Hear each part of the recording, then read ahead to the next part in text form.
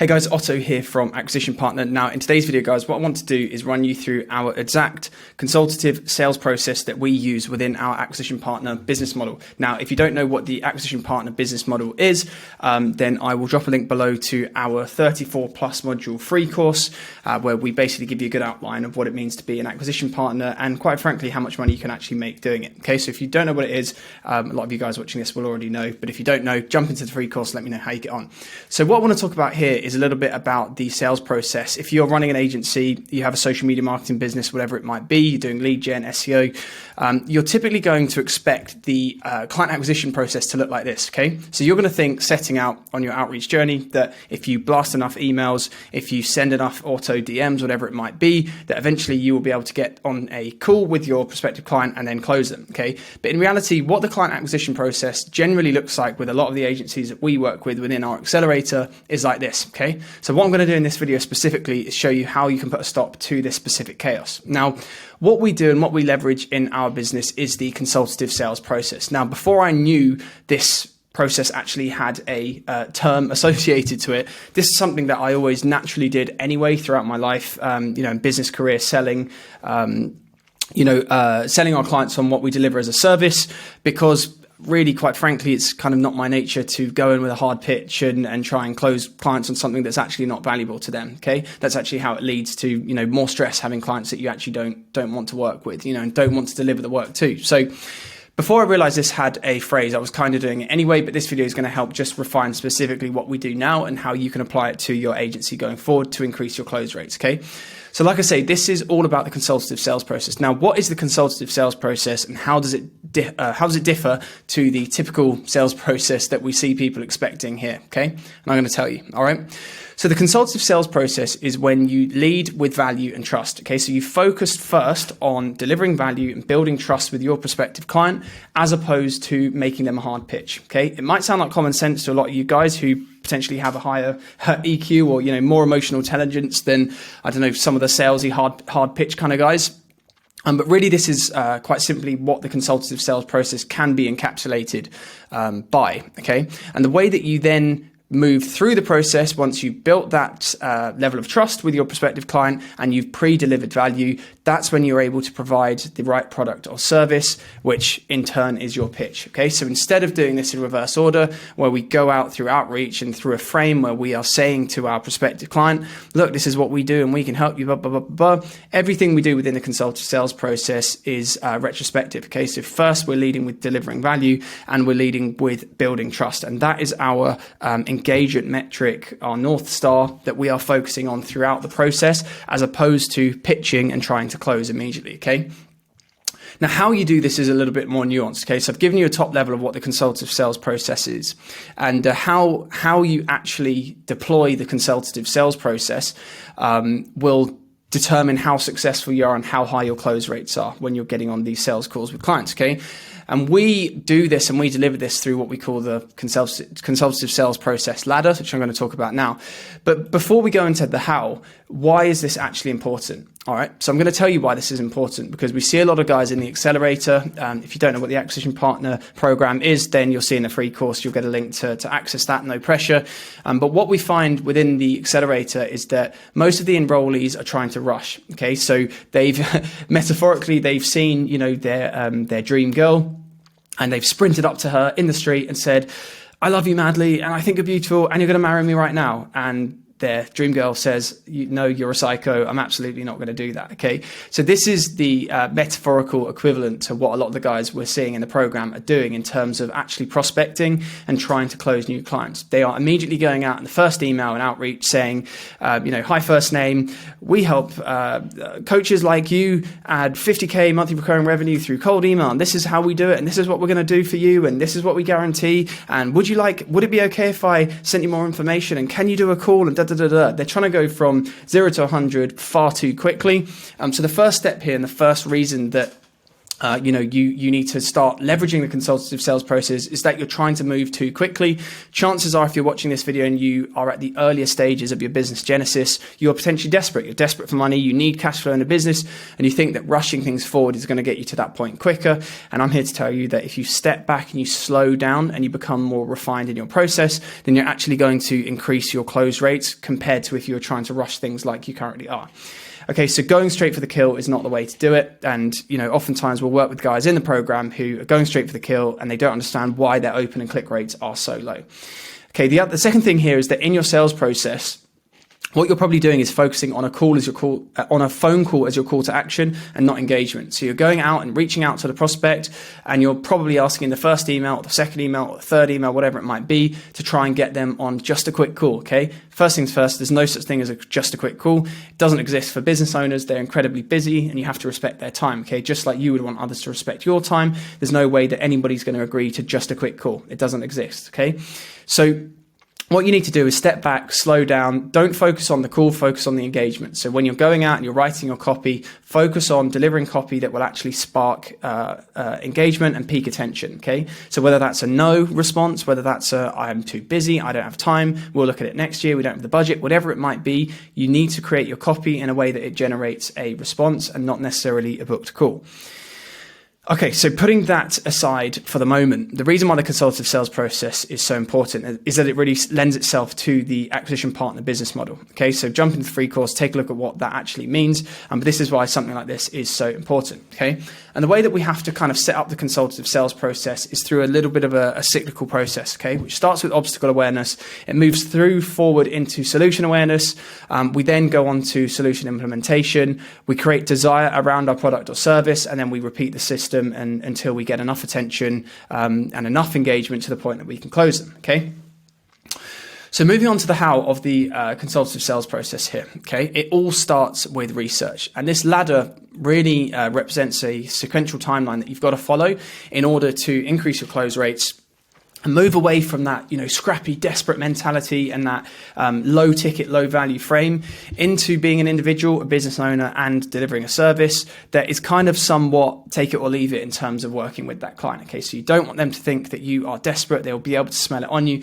And this, I'm going to show you how is exactly the way that you can do it. Okay, so it firstly starts with research. If you reach out to a prospective client, a business, CEO, and you hit them with the wrong offer, or you go in with context that doesn't match, their current existing business environment, you've evidently not done your research, and it's going to be enough to turn them off. Okay, so you're not going to be able to pique their attention. You won't get their engagement. If you do get their engagement, it will be negative. And once you get them, if you get them on a call, they are not going to trust you. Okay, so you're not building trust.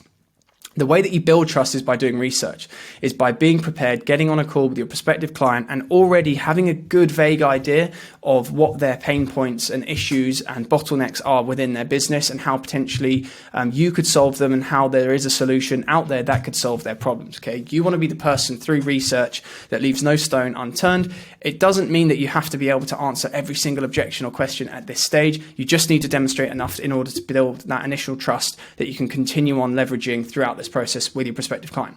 Okay, so the way that you can continue building that trust is by asking open-ended questions. All right, so when you have a client, maybe they'll ask you on the first call, what's the price? Okay, you don't have to give them the price. How do you even know what the price is when you don't know what the solution is that you're going to eventually deliver for them? Okay, so go back to them. I hear that price is really important to you, as it is every business owner. Price is super important to us too. What is it specifically about the price that would sway your decision on something like this? Wait for their response, okay? Don't give them a yes or no. Okay? Don't give them yes or no questions. Don't give them the opportunity to come back and give you a one-word answer. The whole part of asking open-ended questions is having a back and forth in order to build rapport with them, okay?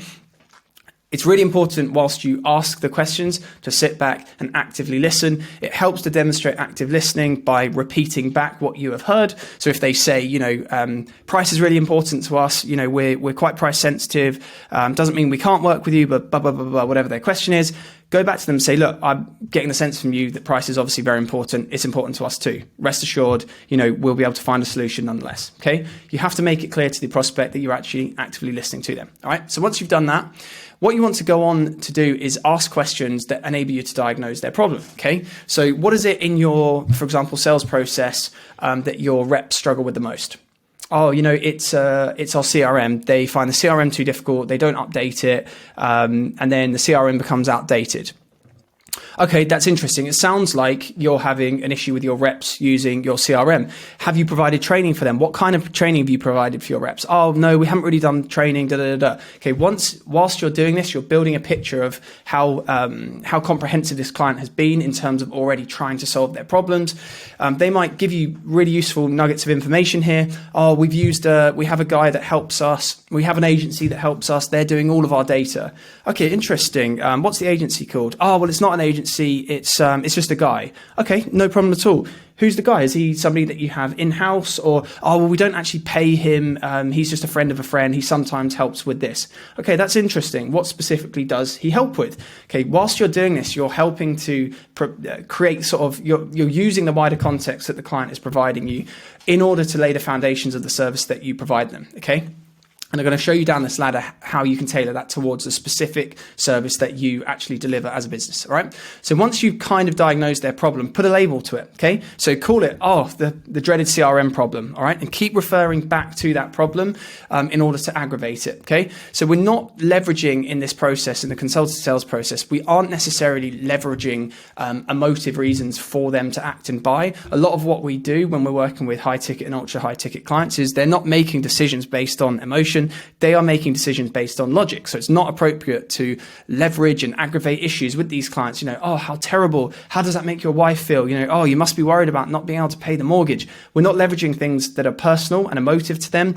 We're really leveraging things that are logical and rational because we are dealing with CEOs that are running companies at 50, 100, 150, $200 million in turnover that are operating worldwide, across continents. Okay. So it doesn't make sense. It has to be appropriate, but that doesn't mean that we cannot aggravate their problem. Okay. So when they've revealed and actually told you what their problems are, label it, the CRM problem, the dreaded CRM problem, the reps updating problem, whatever it might be, put a label to it and keep repeating it.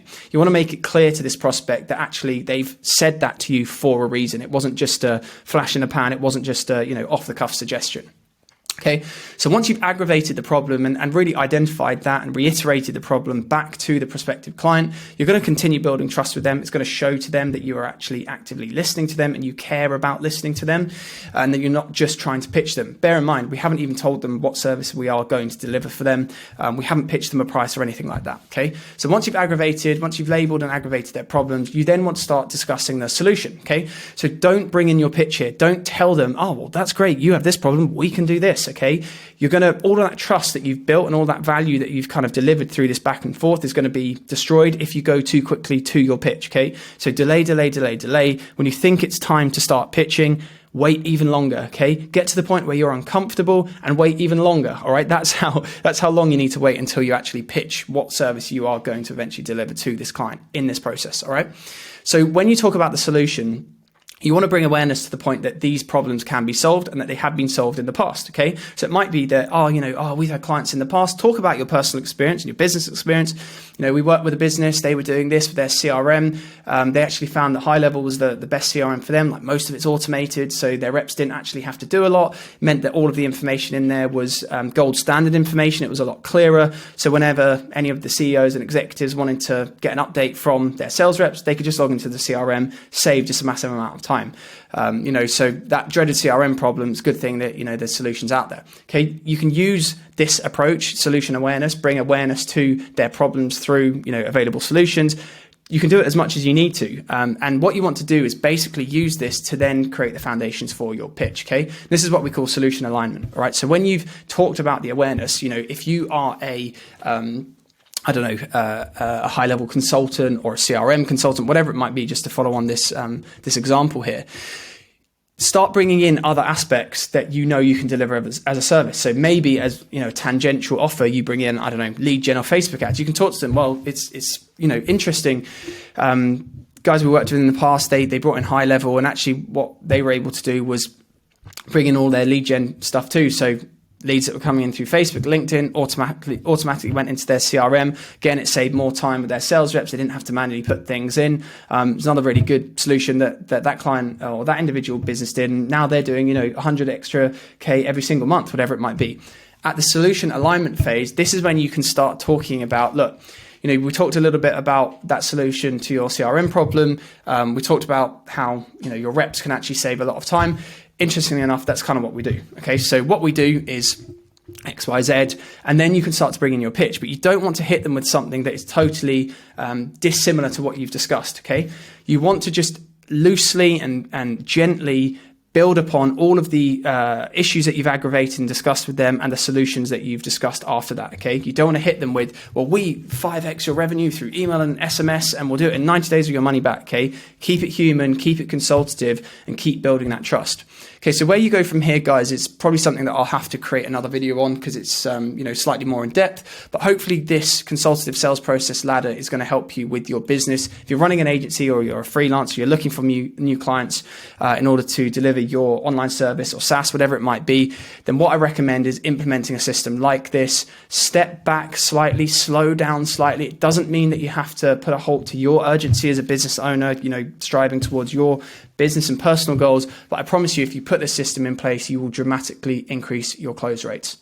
I'll see you in the next video.